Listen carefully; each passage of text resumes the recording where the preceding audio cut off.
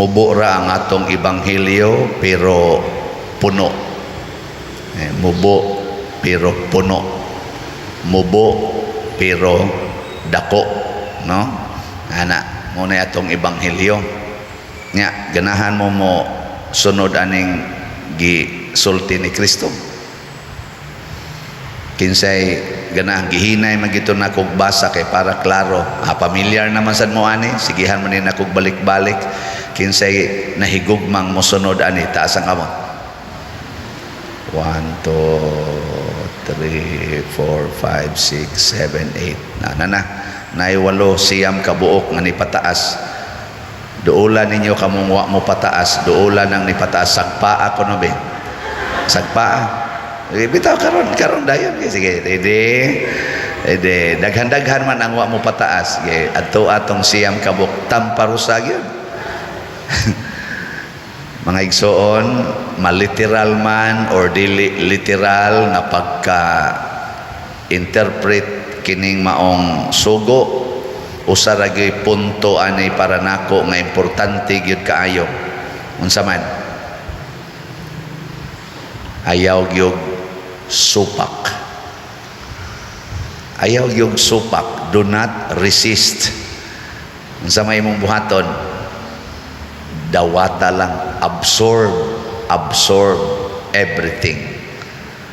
Mao nay gusto nga ipabuhat ni Kristo nato. Kay mao man sa iyang gibuhat, mao sa nay gibuhat ni Mama Mary, mao sa nay gibuhat ni San Pablo og sa mga apostoles.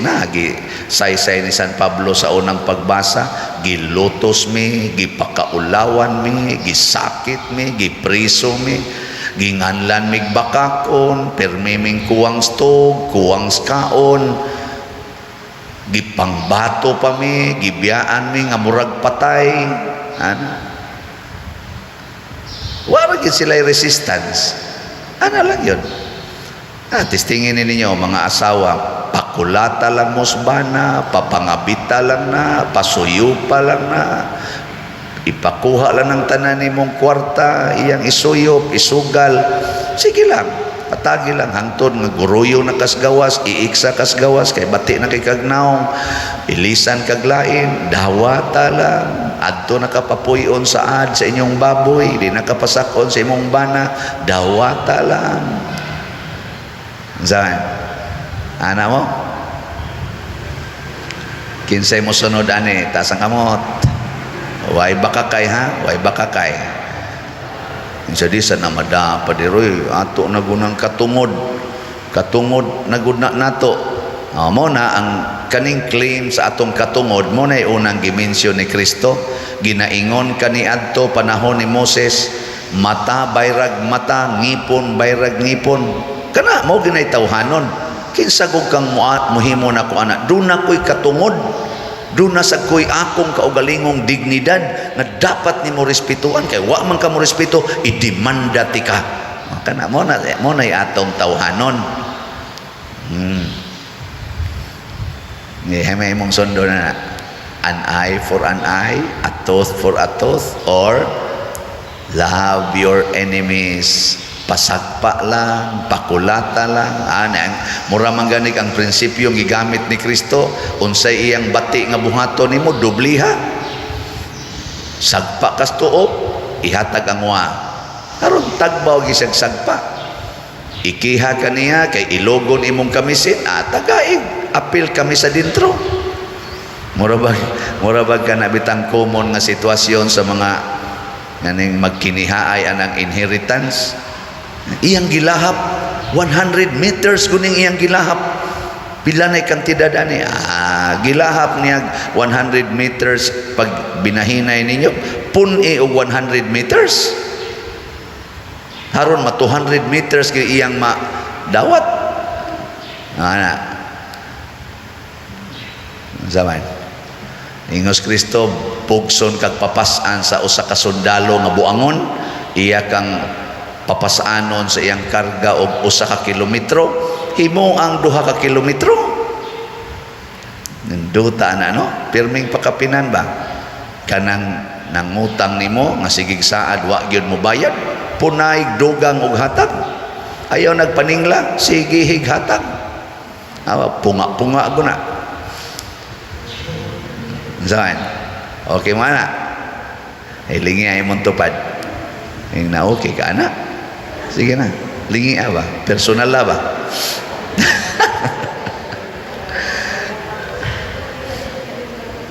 Pero ang gisulti, ang gisulti ni San Pablo, ingon siya, ania na ang kaluwasan sa Ginoo. Karon na mao ang kaluwasan sa Ginoo. Karon. Nya unsa may ang gisulti? Bisag giingon ani mi pag daog-daog, wa gyud mi mga matay. Wa gyud mi makasala og labaw sa tanan. Matod pa ni San Pablo, gihikawan mi sa tanan, nahimo ming mga kabos, pero daghan ang nangadato tungod namo. Di ba? Ana, nahimo silang agianan sa kadato sa uban, bisag nahimo silang kabos. Tanawa gud si Jesus, gihukasan sa tanan, pero tag-iya bianis kalibutan, gilangkatan sa tanan, pero tag-iya bianas kalibutan. Mo bianay gahimo sa tanan, nganong iya manggitugot nga dinhis kalibutan, daog-daogon siya, ilansang siya sa cross, aron pagpakita nato mga igsoon nga ang kalibutan dili mao ang kaluwasan. Kining kalibutan ba? Kanang imong balay, kanang imong yuta, kanang imong kwarta, kanang imong naong, kanang imong kilay, kanang imong buhok, kanang imong unsa pa na diha, imong mga talents, kanang imong ka-bright, kanang imong ka-gwapa, ka-gwapo, di na mo'y makaluwas. Di na mo'y makaluwas nimo. Di na mo'y makaluwas nimo gikan sa kasakit, gikan sa kahasol, gikan sa stress, gikan sa depression, labaw sa tanan, di gid na kaluwas nimo gikan sa kamatayon. Gwapa ka, mamatay ra ka. Gwapo ka, mamatay ra ka. Dato ka, magdepresyon ra ka, mahurot ra ng kwarta nimo, sigig palitan ng mga pills para di nakaatakihon sa imong depression. Dagko kay kag eye bags, bisag dako pa kay kag balay, hapit ka di katog. Kadaghan ro mga dagkog balay di katog, gilupig lang anang gahigda sa kariton, hagok bisag sidlak ng adlaw. Pero ang dito, masidlakan alas adlaw, wap agad katog. Pero nindot kay mga balay, taghan kay kwarta, milyonaryo, sakyanan pa imo porting mga nindota.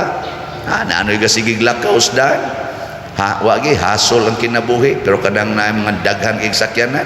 Sus, makigaway padihasdan, magpinusilay padihasdan, tungod lang anang ilang traffic nga. Kinsa ninyo dinhi ang malinaon kayo, kanabang wagi hasol karon sa imong kinabuhi ta sa kamot. Congratulations. Ayo kayo, pwede na mo mga matay.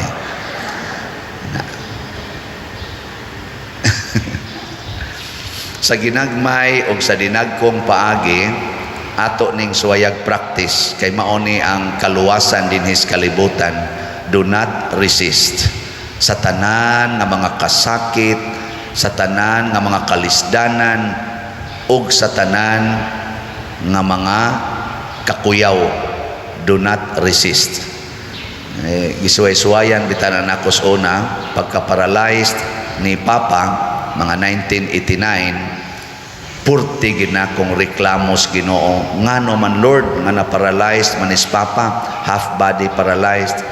Sa among kapobre, sa among pag-alagad og simbahan, sa akong pagtinarong sa akong kinabuhi, pagtrabaho, mauni mo ibaws nga na-paralyzed si Papa, kabuutan aning Papa.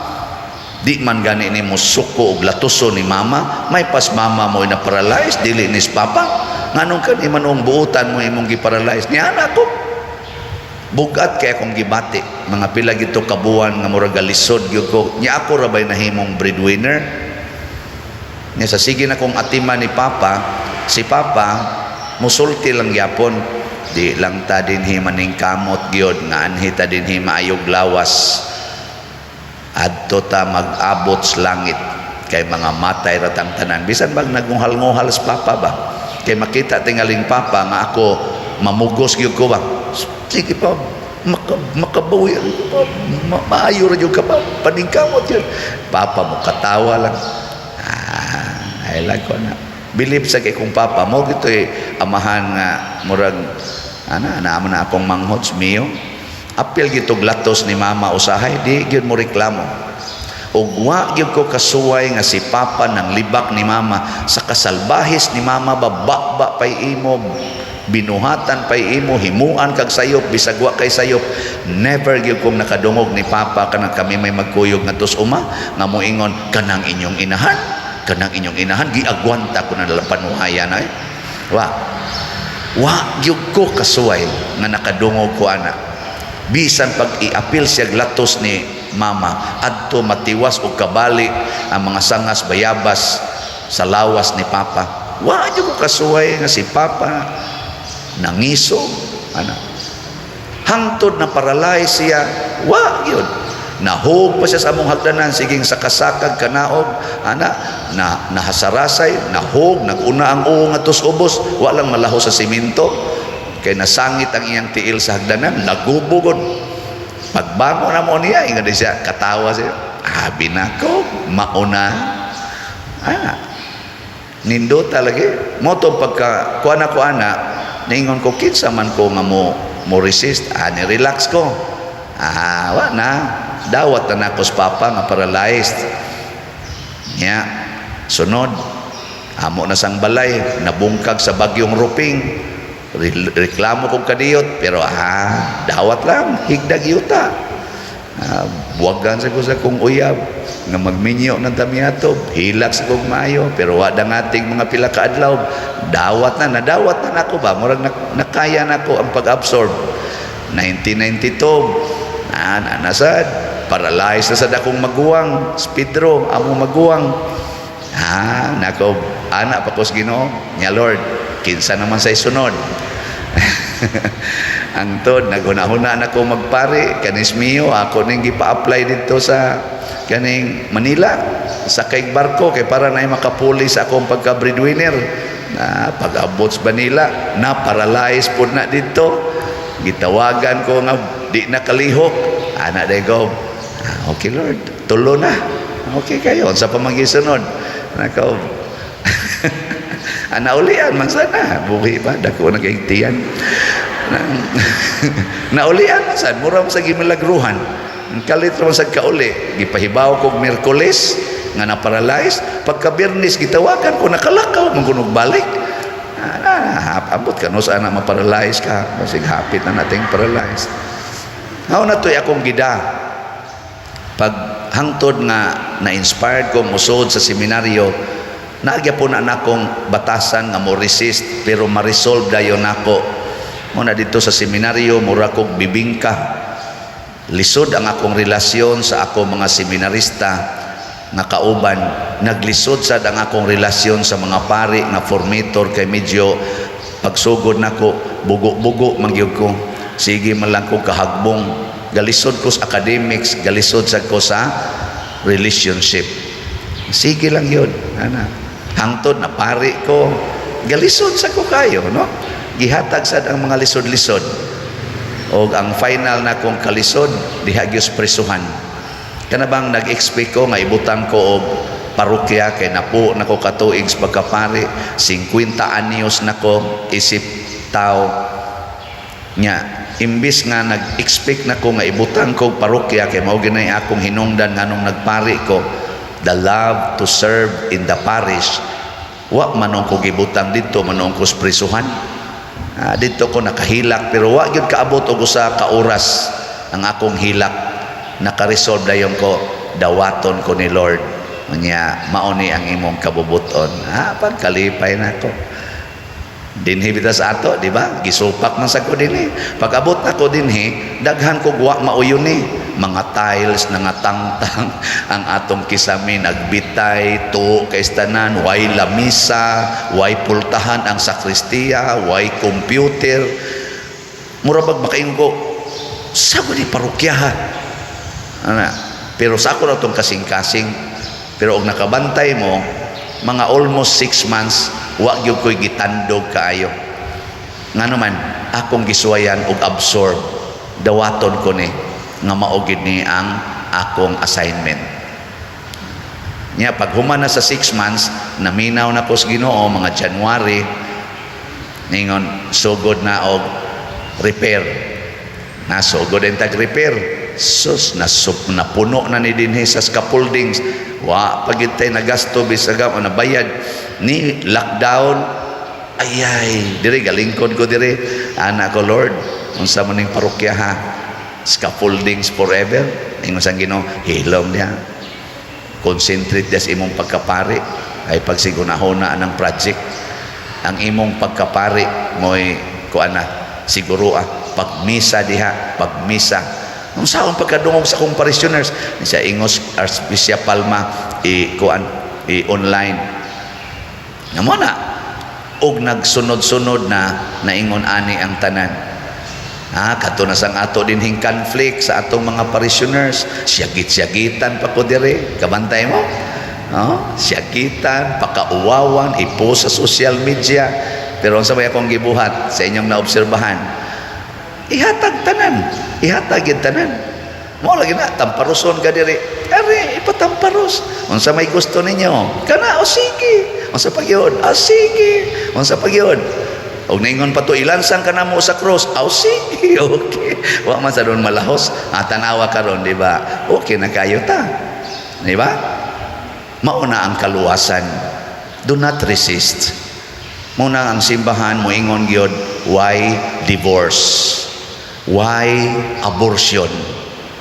Do not resist. Gisakitan ka kay ana sa kay anak, additional dawata na, grasya na, kaluwasan na. Kung atong isamari, the cross is our salvation.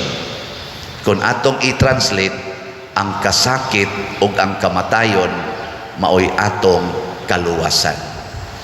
Okay, lingay mong tupad. Ing na sugod karon din ata magsupak-supak ha. Ayaw nagsupak, unsay purmas imong kilay, ayaw na lang kiskisi, badlis-badlis diha. Ayaw nagsupak, unsay color sa imong buhok, ayaw na pagsingpatina diha. Ayaw nagsupak, unsay color sa imong naong, ayaw na pagsigig paputi-puti diha. Unsay gihatag sa Ginoo dawata. Og ipaambit ngadto sa uban ang tanan nimong maayo. Og maunay kaluwasan. That is salvation. Nindog na ta.